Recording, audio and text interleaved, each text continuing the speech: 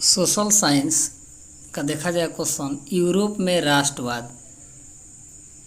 पहला question, Italy तथा Germany वर्तमान में किस महादेश के अंतर्गत आते हैं? तो ये यूरोप महादेश के अंतर्गत आते हैं। फ्रांस में किस शासन वंश की पुनर्स्थापना वियना कांग्रेस द्वारा की गई? तो ये बुर्बो वंश के।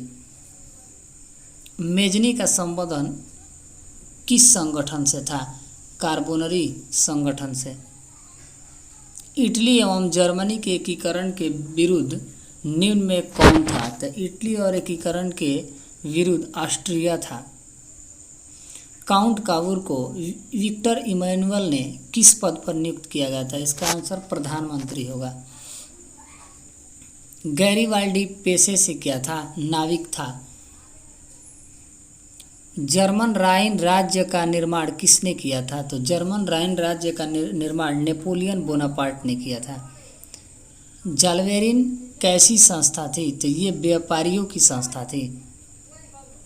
रक्त एवं लौह नीति का अवलंबन किसने किया था? तो रक्त एवं लौह नीति का अवलंबन बिस्मार्क ने किया था। फ्रैंकफर्ट की संधि कब हुई थी? तो फ्रैंकफर्ट की संधि 1871 ईस्वी में हुई थी। नेपल्स की क्रांति कब हुई थी? तो सिसिल्स एवं नेपल्स की क्रांति 1821 ईस्वी में हुई थी। चार्टिस्ट आंदोलन कहाँ संपन्न हुए? तो चार्टिस्ट आंदोलन इंग्लैंड में संपन्न हुआ। यूनान को एक स्वतंत्र राष्ट्र घोषित किया गया था 1832 ईस्वी में। कार्बोनरी संगठन किस वर्ष हुआ? 1810 में। एंड्रियानुपुल की संधि कब हुई थी? तो एंड्रियानुपुल की संधि 1829 ईस्वी में हुई थी। एंड्रियानुपुल की संधि किन दो देशों के बीच हुई थी? तो तुर्की एवं रूस के बीच। सेडान का युद्ध किनके बीच हुआ था? सेडान का युद्ध फ्रांस और प्रशा के बीच हुआ था।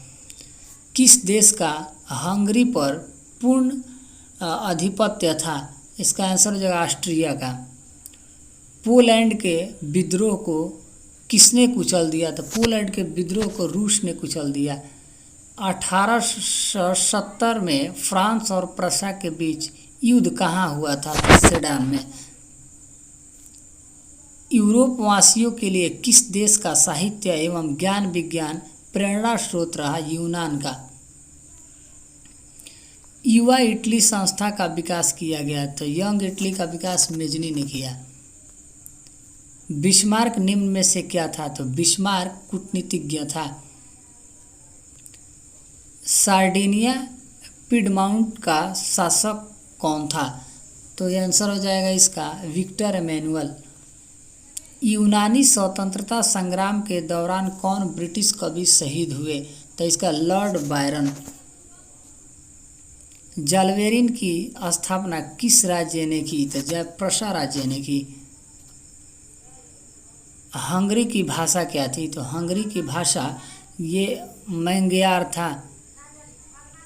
यूनान के स्वतंत्रता संग्राम में किसकी पराजय हुई? तुर्की की। इसको टर्की भी कहा जाता है। मारियान किस देश के राष्ट्रवाद की प्रतीक थी? तो मारियान ये जो थी फ्रांस का। यूरोपियन सभ्यता का पालना किसे कहा जाता है? तो यूनान को कहा जाता है। एक्ट ऑफ यूनियन किस वर्ष पारित हुआ था? 1668 ईस्वी में। 1688 ईस्वी में। 1789 ईस्वी की फ्रांसीसी क्रांति के समय वहाँ किस राजवंश का शासन था? तो बुर्बो वंश का शासक था। नेपोलियन संहिता किस वर्ष लागू हुआ था? तो नेपोलियन संहिता 1804 ईस्वी में लागू हुआ। जर्मनी के एकीकरण के लिए बिस्मार्क ने कितने युद्ध किए? तो बिस्मार्क ने 3 युद्ध किया था। वियना कांग्रेस में कौन राष्ट्र सम्मिलित नहीं था? वियना कांग्रेस में जर्मनी सम्मिलित नहीं था। वियना कांग्रेस में पवित्र संघ की योजना किसने प्रस्तुत की? तो रूस ने प्रस्तुत की। यंग इटली के संस्थापक कौन था? तो यंग इटली का संस्थापक मेजनी था। फ्रांस के किस राजा ने कहा था, अंग्रेजी राजा की भांति शासन करने की अपेक्षा लकड़ी काटना अधिक पसंद करूंगा? ये चार्ल्स दसम ने। प्रशा का शासक कौन था? प्रशा का शासक विलियम प्रथम था। यूरोप का मरीज किसे कहा जाता है? तो तुर्की को। नेपोलियन ने जर्मनी में किस संघ की स्थापना की? तो राइन संघ का निर्माण किया था। किस संधि द्वारा स्वतंत्र यूनान राष्ट्र की स्थापना हुई? तो एड्रियानोपुल की संधि। यंग यूरोप की स्थापना किसने की थी? तो यंग यूरोप की स्थापना मेजनी ने किया था। नौ गुएल्फ आंदोलन कहाँ हुआ था? तो नौ गुएल्फ आंदोलन इटली में हुआ था। मेटरनिख कौन था? ऑस्ट्रिया का चांसलर था। कार्बोनरी की स्थापना किस वर्ष हुई थी? तो 1810 ईस्वी में हुई थी। 1830 ईस्वी के क्रांति के बाद फ्रांस में किस प्रकार का शासन स्थापित हुआ?